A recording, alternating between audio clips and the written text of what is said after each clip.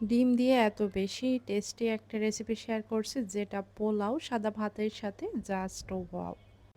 আমি এখানে ৫টা ডিম নিয়েছি। এখন ডিম ৫টা সিদ্ধ করে নিতে হবে। আর এর জন্য চুলার আঁচটা মিডিয়ামে রেখে ঢেকে আমি ১০ মিনিট ধরে সিদ্ধ করে নিব। আর সিদ্ধ হয়ে গেলে ঠান্ডা হলে খোসা ছাড়িয়ে নিয়েছি। এরপর এই যে এখন উপর থেকে আমি একটু ছুরি দিয়ে কেচে কেচে দিচ্ছি। এতে করে ডিজাইনটাও সুন্দর হবে, আবার এর ভিতরে মশলাটাও ঢুকবে। তো ডিমের এই রান্না করার জন্য প্রথমে কড়াইয়ে তেল দিতে হবে। 1/4 কাপ পেঁয়াজ কুচি দিয়েছি।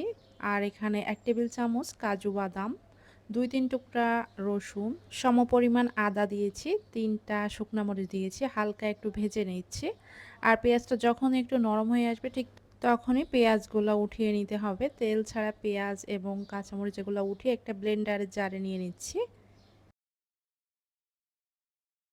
একই তেলের মাঝে ডিমগুলা দিয়ে সামান্য হলুদের গুঁড়ো দিয়ে একটু ভেজে নিব। সোনালি কালার চলে আসলে ডিমগুলো আমি নামিয়ে নিচ্ছি। আর এখানে চাইলে ডিমের পরিমাণ কম বেশি করে নিতে পারবেন।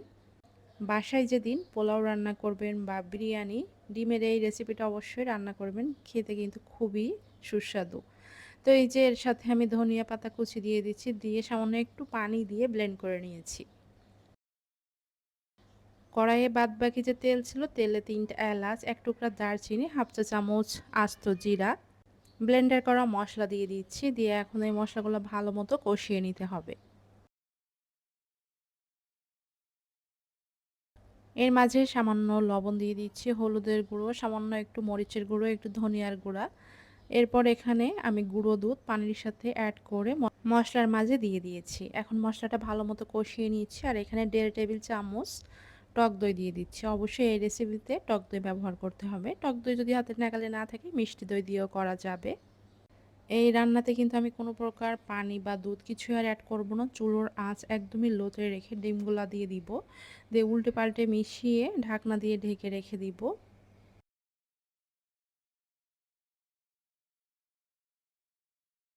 লো আঁচে রেখে ঘড়ি ধরে ১০ থেকে ১৫ মিনিট রান্না করে নিলেই কিন্তু ডিমের এই রেসিপিটা হয়ে যাবে।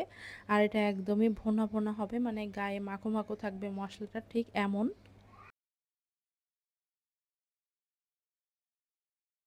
ধনিয়া পাতা কুচি দেওয়ার কারণেই কিন্তু এটার আর কালারটা অনেক সুন্দর এসেছে।